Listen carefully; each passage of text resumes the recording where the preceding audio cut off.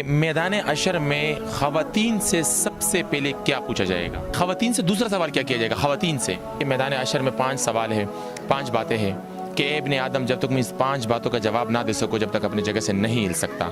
तो 5 बातें में कौन सी, अगर आपको इसका नॉलेज। हज़रत यूनुस अलैहिस्सलाम को कौन सी बस्ती की तरफ नबी बनाकर भेजे थे कि जिस बस्ती की तरफ उसको भेजा गया था उस बस्ती की तादाद, लोगों की तादाद कितनी थी? हज़रत यूनुस अलैहिस्सलाम की कौम की वो कौन सी खासियत थी जो बाकी कौमों में वो खासियत नहीं पाई जाती? अस्सलाम वालेकुम, मैं एक मरतबा फिर आप लोग की खिदमत में हाजिर हूँ। आज हमारे साथ इकराम भाई मौजूद हैं। इनसे पहले भी मैंने वीडियोज़ बनाई थी। बड़े माशाल्लाह इल्मी शख्सियत है, उनको बड़ा इल्म के हवाले से ज़्यादा नॉलेज है। तो आज मैंने कहा इस्लामिक सवाल जवाब इनसे दोबारा कर लेते हैं। सबसे पहले अस्सलाम वालेकुम। वालेकुम अस्सलाम। सर आपका कैसे हैं आप? अल्हम्दुलिल्लाह, आप बताएं। अपने नाज़रीन को नाम भी बता दीजिए अपना। मेरा नाम मोहम्मद इकराम। अच्छा इकराम भाई, मैंने पहले भी आपसे वीडियोस की थी और काफ़ी अच्छे कमेंट्स आए थे, काफ़ी लोगों ने आपको अप्रिशिएट किया था। तो मैंने आज दोबारा मुलाकात हुई, मैंने कहा आपसे दोबारा सवाल करूँ। सर तो इजाज़त चाहिए मुझे आपकी। जी बहुत शुक्रिया, आपने दोबारा कांटेक्ट किया और इजाज़त है, इसमें कोई पूछने की बात नहीं है। Thank you so much. इकराम भाई, सबसे पहले सवाल मेरा ये होगा कि मैदान अशर में ख़वातीन से सबसे पहले क्या पूछा जाएगा? आप ये मेरे लिए इतने मुश्किल जवाब ढूंढ के लाते हैं सवाल जितने भी। नो, इतने मुश्किल तो नहीं है, खैर सबको पता होता है। देखो, मैदान हशर में ख़वातीन और मर्द का हिसाब नहीं है।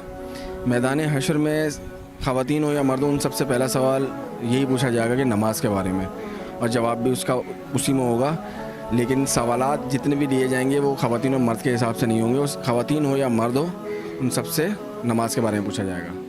अच्छा, थैंक यू सो मच। ये बिल्कुल सवाल हमने इस वजह से मुख्तलिफ किया था कि अच्छा ये पता है कि ख़वातीन से दूसरा सवाल क्या किया जाएगा? ख़वातीन से,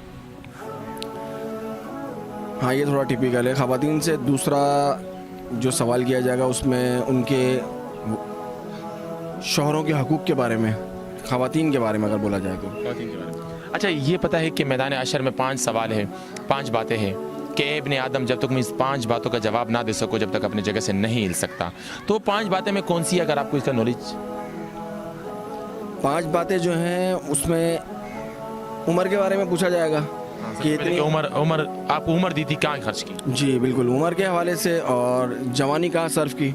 जवानी, हाँ जवानी दूसरा सवाल है कि जवानी। और ये 2 हो गए, जवानी और कमाया कैसे, कमाया कैसे, हलाल तरीके से कैसे कमाया, ये सवाल भी है। और कमा कर खर्च कैसे किया। खर्च कैसे किया, बिल्कुल। और 5वां सवाल? 5वां है जितना आपको इल्म था उस पे अमल कितना किया। बिल्कुल, अमल था या नहीं था, अमल था या नहीं था। बिल्कुल। मैदान अशर पे 5 सवालों का जवाब जब तक इब्ने आदम, जब तक वो जगह से हिल नहीं सकता, इब्ने आदम की औलाद जब तक इस 5 सवालों का जवाब ना दो। उम्र दिया था, कहाँ खर्च किया, जवानी कहाँ खर्च की, माल कैसे कमाया और कैसे खर्च किया, आपने अपने इल्म पर कितना अमल किया, क्या लेकर आए हो तुम। तो ये 5 सवालों का जवाब मैदान अशर में लिया जाएगा। अच्छा दूसरा सवाल मैं आपसे ये कर लेता हूँ कि इसमें मैं एक और बात ऐड कर दूं। अमल बड़ा है इल्म से। जो अमल कर रहा है वो तो ऑलरेडी मतलब वो आगे बढ़ गया, जो इल्म होने के बावजूद अमल नहीं कर रहा वो बेकार है। और हम लोग इसी पे हैं कि इल्म होने के बावजूद अमल नहीं करते। तो अमल ज़रूरी है।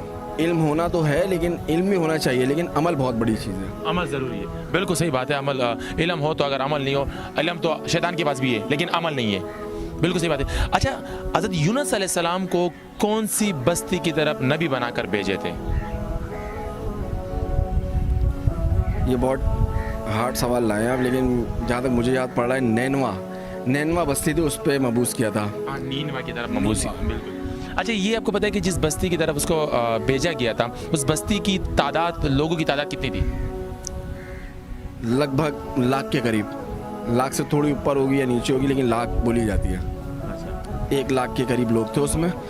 और एक और इसमें एक और ऐड कर देता हूँ कि 10 बरस तक उन्होंने उस पर दावत दी और उस 10 बरस के अंदर सिर्फ 2 लोग ईमान लेकर आए माशाल्लाह यार, बस्ती में। माशाल्लाह। अच्छा मैं आखिर में सवाल एक सवाल करूँगा। हज़रत यूनुस अलैहिस्सलाम की कौम की वो कौन सी खासियत थी जो बाकी कौमों में वो खासियत नहीं पाई जाती?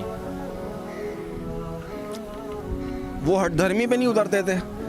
जब उन पर अल्लाह की तरफ से अजाब आने लगा, हज़रत यूनुस ने उन्हें बताया, तो उन लोगों ने उस अजाब को जब देखा तो वो आगे बचने के लिए या भागने के लिए नहीं, कुछ नहीं किया उन्होंने फ़ौरन सजदे में गिर गए और उन्होंने फ़ौरन ईमान लाया। ये खासियत ये खासियत थी कि मतलब उन्होंने अजाब देखा, बाकी कौमों की तरह नहीं कि अजाब देखा तो उसको झेला।